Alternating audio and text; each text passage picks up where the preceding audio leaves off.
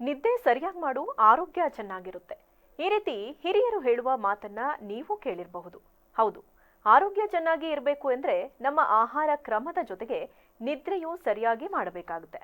ಆದ್ರೆ ನಿದ್ರೆ ಸರಿಯಾಗಿ ಬರದಿರುವುದಕ್ಕೆ ತಿನ್ನುವ ಆಹಾರ ಕೂಡ ಕಾರಣವಾಗಿರಬಹುದು. ಅದಕ್ಕಾಗಿಯೇ ವೈದ್ಯರು ಮಲಗುವ ಮೊದಲು ಕೆಲವು ಆಹಾರಗಳಿಂದ ದೂರವಿರಿ ಅಂತಾರೆ. ಹಾಗಂದ್ರೆ ಯಾವ ಆಹಾರಗಳು ನಮ್ಮ ನಿದ್ರೆಯನ್ನ ಹಾಳು ಮಾಡ್ತದೆ ಎಂಬುದನ್ನ ತಿಳಿದುಕೊಳ್ಳಿ. ಸಾಮಾನ್ಯವಾಗಿ ಕೊಬ್ಬು ಮತ್ತು ಪ್ರೋಟೀನ್ ಅಂಶಗಳು ಮಾಂಸದಲ್ಲಿ ಅಧಿಕವಾಗಿರುತ್ತವೆ. ಇದು ಜೀರ್ಣವಾಗಲು ಸಹ ಬಹಳ ಸಮಯ ತೆಗೆದುಕೊಳ್ಳುತ್ತೆ.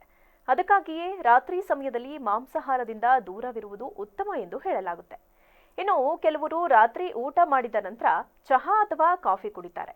ಇವೆರಡರಲ್ಲಿಯೂ ಕೆಫಿನ್ ಇರುತ್ತೆ. ಮಲಗುವ ಮುನ್ನ ಚಹಾ ಅಥವಾ ಕಾಫಿ ಕುಡಿಯೋದ್ರಿಂದ ನಿದ್ರೆಯ ಮೇಲೆ ಪರಿಣಾಮ ಬೀರುತ್ತೆ.